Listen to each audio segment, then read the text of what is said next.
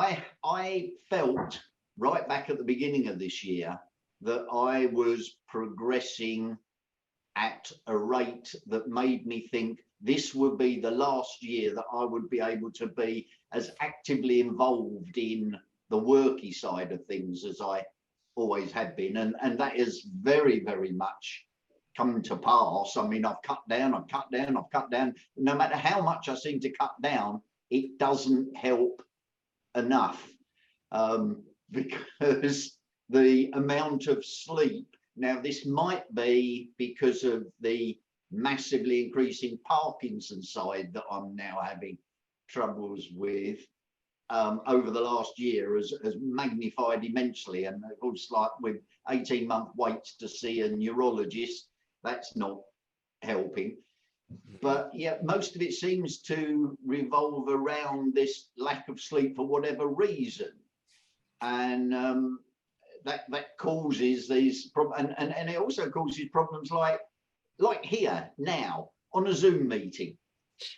For a while, I loved the Zoom meetings. You know, I'm not just because of COVID, they were the only thing, but even just after COVID, and although not so much Zoom meetings, I used to love doing Skype things and that before COVID. You know, I just love the interaction and being out there in the world. But now they are a real effort, a real trial, a real trauma almost at times because of the lack of stimulation. You know, and I don't mean the stimulation from the conversational point of view, but I suddenly find myself too easily distracted. I have to be doing other things as well. I can't just concentrate on the meeting and sitting here. There's not enough going on. It kills me, and then it leaves me even more tired afterwards. So it's doing the opposite to what it used to do. And I don't quite understand why, and that's upsetting. And then it's sort of the sleep thing is like a vicious circle.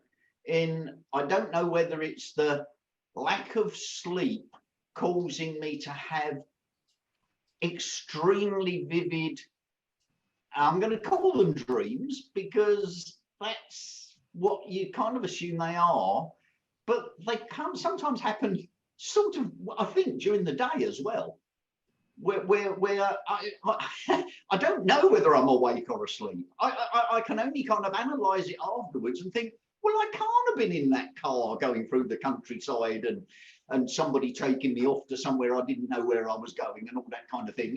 I can't be. So it must have been a dream. But was it a dream or was it a hallucination? And that's and this is getting extreme and very, very frequent, and that's disturbing me more and more.